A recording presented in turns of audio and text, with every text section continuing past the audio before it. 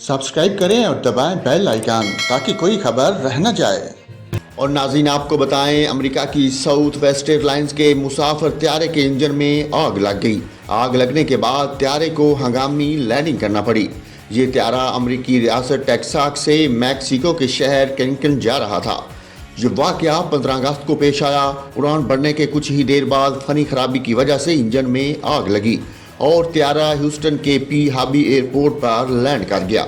Internet पर viral होने वाली वीडियो में देखा जा सकता है कि फ्लाइट 307 बादलों भरे आसमान पर परवाज कर रही है और अचानक इसके इंजन से आग निकलती है। जहाज में मौजूद एक मुसाफिर ने कहा कि हमें लगा कि त्यारा बादलों में एयर पॉकेट से गुजर रहा है, लेकिन चंद सेकंड में धमाके की आवाज़ आई और फिर ईंधन की बू आना शुरू हो गई।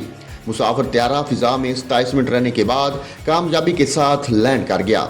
एयरलाइंस के मुताबिक त्यारे को सर्विस से बाहर कर दिया गया।